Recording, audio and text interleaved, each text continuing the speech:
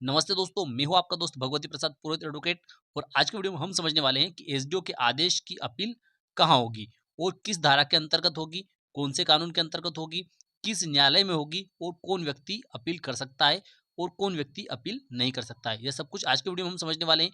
तो आपने चैनल को सब्सक्राइब नहीं किया तो चैनल को सब्सक्राइब कीजिए, बेल आइकन को प्रेस कर दीजिए और इस वीडियो को फटाफट लाइक कर दीजिए, क्योंकि इस चैनल के माध्यम से आपको मिलती है सरल और आसान भाषा में कानून की नई नई जानकारी। तो आइए वीडियो को शुरू कर लेते हैं।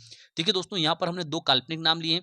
एक नाम है रामलाल, एक नाम है श्यामलाल। ठीक है। अब क्या होता है कि जैसे मान लेते हैं कि यह रामलाल जो है, इसके नाम पर यह जमीन है। ठीक है। लेकिन क्या होता है कि इस जमीन पर यह श्यामलाल जो है यह अवैध कब्जा कर लेता है। ठीक है।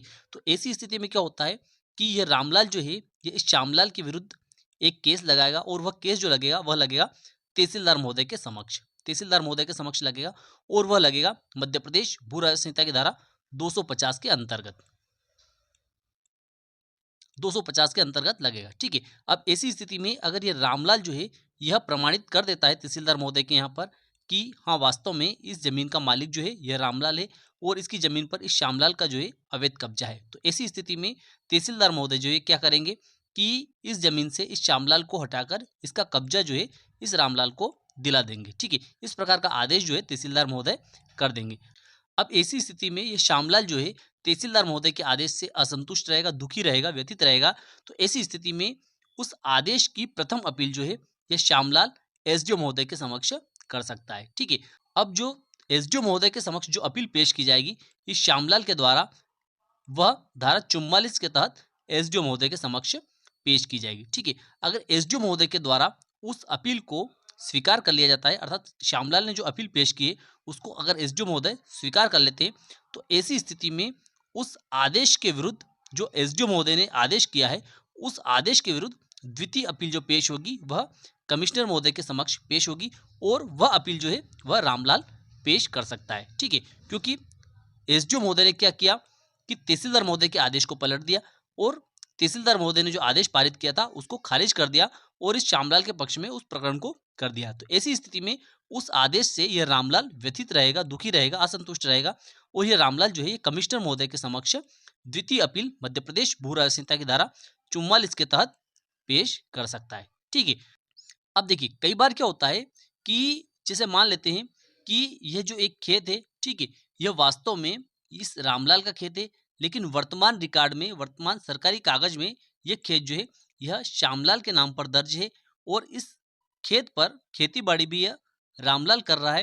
तो ऐसी स्थिति में यह रामलाल इस जमीन को अपने नाम पर करवाना चाहता है और उस त्रुटि का सुधार करवाना चाहता है, जो कि त्रुटिवश ये खेत जो है इस श्यामलाल के नाम पर हो गया है। ठीक है। तो ऐसी स्थिति में रामलाल क्या करेगा कि इस जमीन के, इस खेत के सरकारी कागज निकालेगा, वे कागज निकालेगा जिसमें कि इस श्यामलाल का नाम है, और पहले इस रामलाल या इस रामलाल के पिता का नाम या इसके पूर्वजों का नाम इस जमीन पर रहा है। ठीक है।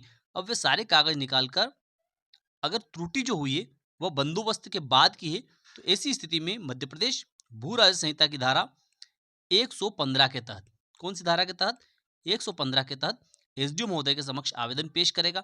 और अगर बंदोबस्त के समय की त्रुटि है तो ऐसी स्थिति में मध्य प्रदेश भू राजस्व संहिता की धारा 75 के तहत एसडीओ महोदय के समक्ष आवेदन पेश करेगा। कौन, यह रामलाल। ठीक है। और किसके खिलाफ, इस श्यामलाल के। ऐसी स्थिति में एसडीओ महोदय के द्वारा क्या किया जाएगा, इस श्यामलाल को सुनवाई का अवसर दिया जाएगा, इसको नोटिस दिया जाएगा, और श्यामलाल जब एसडीओ महोदय के समक्ष उपस्थित हो जाएगा तो ऐसी स्थिति में एसडीओ महोदय उस प्रकरण को तहसीलदार महोदय के समक्ष पहुंचा सकते हैं।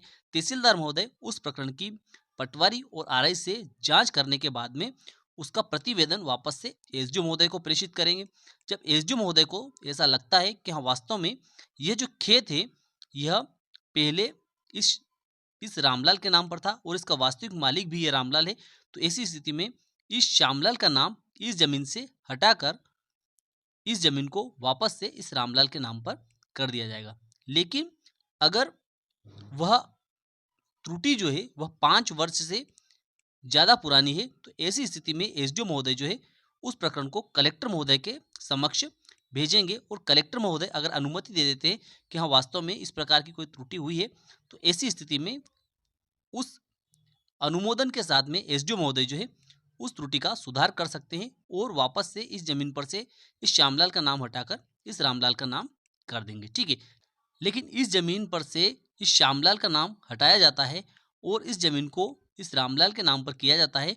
और इस प्रकार का आदेश अगर एसडीओ महोदय के द्वारा किया जाता है तो इस आदेश से व्यथित जो व्यक्ति है, जैसे श्यामलाल अगर व्यथित है या परेशान है या दुखी है उस आदेश से, तो ऐसी स्थिति में उस आदेश के खिलाफ अर्थात एसडीओ महोदय के आदेश के खिलाफ कलेक्टर महोदय के समक्ष यह श्यामलाल जो है यह प्रथम अपील मध्य प्रदेश भू राज्य संहिता की धारा 44 के तहत पेश कर सकता है। ठीक है, और कलेक्टर महोदय के द्वारा इस रामलाल को नोटिस भेजा जाएगा।